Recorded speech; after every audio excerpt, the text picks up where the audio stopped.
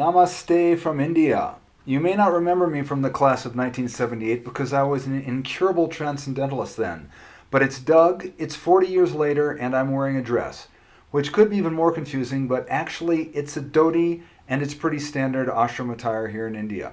You see, after graduation I volunteered for Purusha with such luminaries as Dr. Sam Katz and Dr. David Wren, as well as Gary May, Rick Crotta, and the ever-popular Kay Cooney, whose photo I don't have. All of them graduated from Purusha with honors, but Tony, Art, and I are still at it for the past 18 years in India, and that's where this video comes in. I'm with Purusha groups in Uttarkashi and the Brahmistan, and have gathered a few fun glimpses of India which will give you some idea of why our Creating Coherence program is so urgently needed here. Train travel is always an adventure, as are buses, and, well, just about everything, actually. I do have to warn you, you just never know who you'll be sharing a seat with, or what to expect on the roads. So, be prepared for anything, because things don't always go as expected. Even the best made plans often go awry. Travel in the Himalayas is especially tricky during the monsoons. Monsoon rains destroy roads, bridges, and entire mountainsides. Everything gets washed away. When I moved here 15 years ago, the monsoons were fairly gentle. Now there are some serious climate adjustments going on. I used to stay at this hotel beside the river Ganges on my way to the ashram, but not anymore.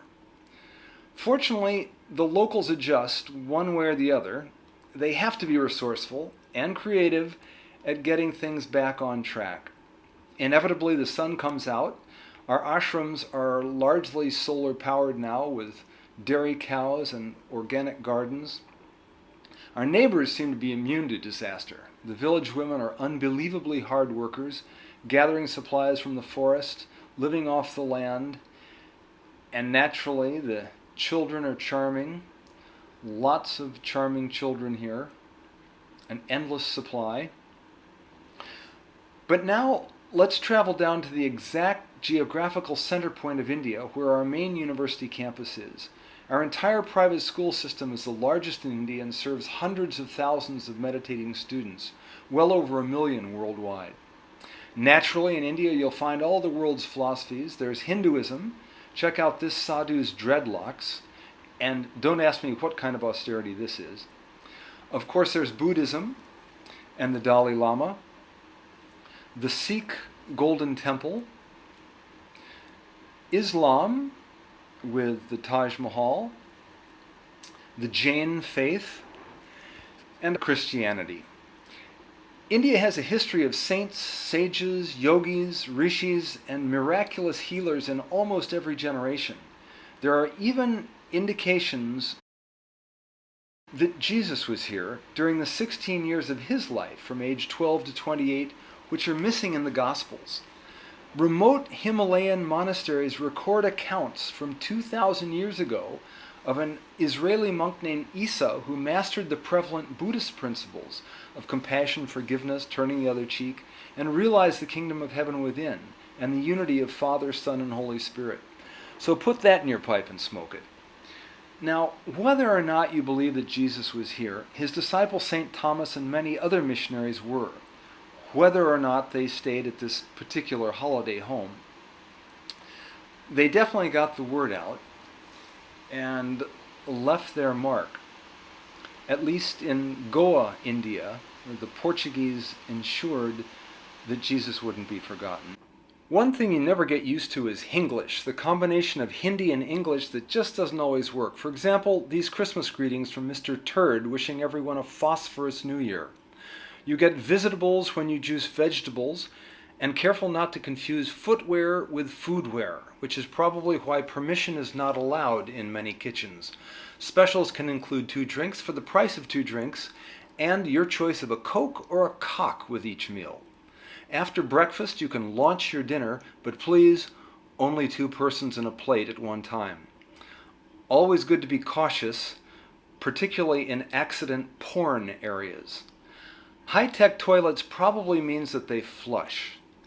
This beauty salon offers facial messes, which are probably something like massages. And if you have any health problems, this clinic not only tests your bodily fluids, but tastes them as well.